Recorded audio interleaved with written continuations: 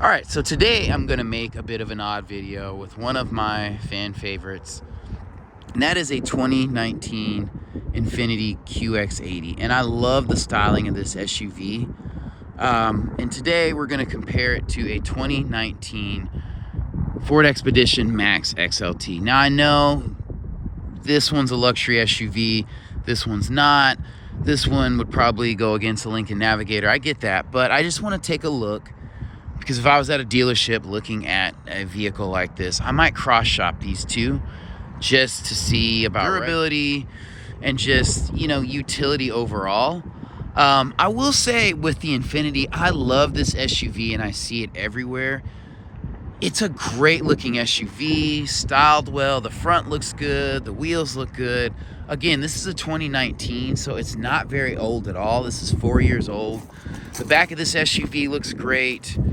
Has your kick plate here. This one has 20-inch wheels, so it has good wheel size and good tire size. Stepping in, I've showed many of these before. The problem continues to be with these is this outdated interior. This is a 2019, and although this does look luxurious and I wouldn't say you could toss this in an Armada, it would look in place. And this is a high quality SUV, 5.6 liter V8, 400 horsepower.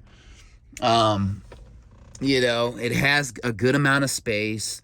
You've seen this before in my videos. The seats are comfortable, they're wide. One of the things I don't like about some large SUVs is that they're huge, but then the seats are super narrow, like in some of the GM vehicles. This glove compartment is damped. This is padded, this is padded, this is soft touch. The stitching here, it's not bad looking interior. I mean, you have plenty of space. The cup holders are nice. You do have USB charge ports in here, even though this looks older. Like, this stack looks old enough to where it might not. Nissan's just kind of slow updating stuff. You do have heated seats. I would like to see cooled seats in this SUV. It just looks super premium from the outside. And it has a ton of space. Has a sunroof. They do give you LED interior lights, so that's dope. And then we'll hop in the back. Super high quality. The doors close solidly. I mean, the buttons and the switches feel very solid. These are like a two-step switch, so that's dope. Like I said, these seats are comfortable. They're a good size, and they're easy to move forward. Not that this would be super comfortable back here, but you can climb back here and ride on a trip, and it would be okay. So, pulling the seat down. Like, I could ride back here. I'd probably move this seat up a little bit, but you could fit 6 people in here, 6 adults comfortably for a long time. You can let this seat down or let this recline the back seat using this switch, which is dope. You have a window here so you don't feel claustrophobic. This window has defrosting on it, so that's awesome. You have vents right here. That's awesome. A grab handle here. That's awesome. Sorry, the vents are right here. This is a very, very high quality SUV. So it feels substantial inside and out. There is a little bit of a step up. So if you're elderly or have bad knees, that could be an issue for you. You do have charge ports back here. You do have climate control back here. And there are some versions with TVs in the center headrest. So again, damped lid for your cup holders, pretty dope. It just looks old school up front. So that's why I wanted to see how it would compare to the Expedition. It definitely beats the Expedition in the looks department. This does not have much contouring, very many curves. I imagine it is more spacious, but we'll get to that. I will say in Nissan, the motors for their seats and for their tailgates are phenomenal. They're quiet, they're solid. You can move these seats back and forth from here. So you have great utility and ease of use in this SUV. I actually know a couple people with one. They're super solid, very high quality. The only other thing is that they are gas guzzlers. So But again, this drivetrain is going to last forever. 5.6 liter V8 dual overhead cam, 400 horsepower. Can't judge anybody for that choice. This one is not a luxury vehicle, but this is like a top-end model for 2019. You know, the wheels could be bigger, but again, it's not a luxury vehicle. This has 18s. For reference, my Jetta has 17s. So, but this isn't a bad-looking vehicle. I mean, this is a stately-looking vehicle. It doesn't look cheap. Super dope. I do like the accents in the mirror. So we'll go ahead and hop in. And just stepping inside, you can just tell this is not a luxury vehicle, but everything's more square and blocky. You do have metal tips on these door handles and vents here. So Ford makes a good SUV, obviously.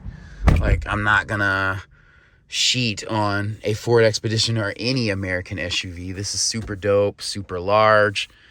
Again, the square theme continues in here. And I don't know. If I was looking for a large SUV, I might cross shop just because, I mean, that is a good look. That is a luxury SUV.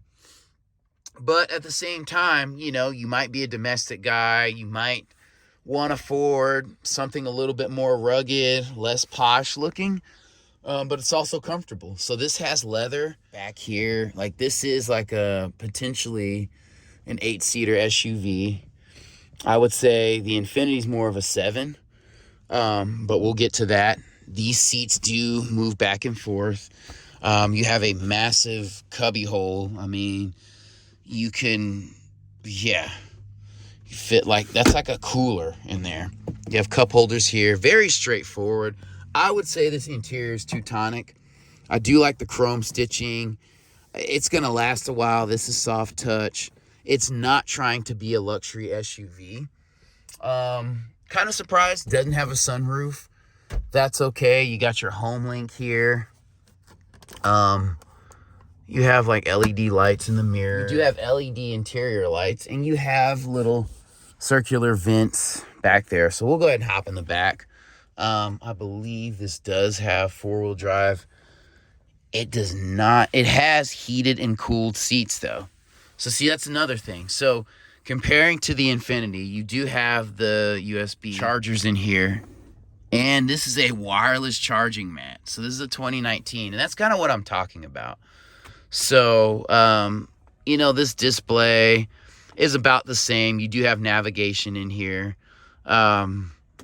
It's not going to be like Audi navigation or anything like that, but you do have like automatic climate control with the temperatures. So it doesn't look as luxurious, but you have like ventilated seats in here too. All right, so looking back here, like these seats are relatively easy to move forward. They don't collapse so much, but to get back here, like this is a pretty solid step-up rail. So there's not as much room back here. I'm not even going to pull this seat back. But like sitting back here, this would be a little cramped. These seats are not as comfortable as the Infiniti, but you do have a charge port back here. And you do have a way to recline and move the seats forward here. And you have a mirror here with, you know, defrosting. This mirror this glass is not as solid as the glass in the Infiniti. But this will be a good place to sit your phone down and you can charge it. You have cup holders back here and just a way to grab when you're coming in the vehicle right here. And to move these seats forward, you just do that. And so, yeah, it's not too bad at all. And so sitting in this seat, this would be a bit better for me than sitting in the back there, but look at these charge ports. So you have a lot of useful things back here. You have media controls right here. You have fan controls. So if you're a parent and you're driving, or you're somebody on a road trip and somebody's trying to like change the radio or, you know, manipulate the sound system, you can focus on navigation while they do that. Map pockets back here, pretty solid. These seats are comfortable. I don't feel like they'll last color-wise as long as the Infiniti, honestly. So they're just not the same quality, you can tell that. But again, the doors are solid, everything opens wide. You have nice speakers in the door. So you really can't argue against this SUV. It's a little more rugged. It does have automatic tailgate. And this SUV is a bit wider. So as you can tell, this is not as curvy, but you have controls for the rows here. So you have third row, and that's gonna potentially go down, which is super dope. And just one touch up, down on these, super dope. And you can even do that with the second row, the middle seat. So a lot of utility in this SUV. I would say more than the Infiniti. It's more of a fashion over function type thing. So this definitely has more space. And this SUV doesn't look as good from the back. It doesn't look bad, but one thing I will say about this SUV is that it does have a 3.5 liter turbocharged V6 from Ford, which I absolutely do not trust as much as the Infiniti's traditional V8. And even if I did, if I were someone who occasionally towed a trailer or, you know, went on a road trip and, you know, towed anything behind the SUV, I'd probably lean towards the Infiniti. It's always going to be under, to me, strain because of the weight of this SUV. So, you know, it's not like a pickup where half the time it's unloaded. This thing always has 5,000–6,000 pounds on it, as does that one. I don't know. What do you guys think?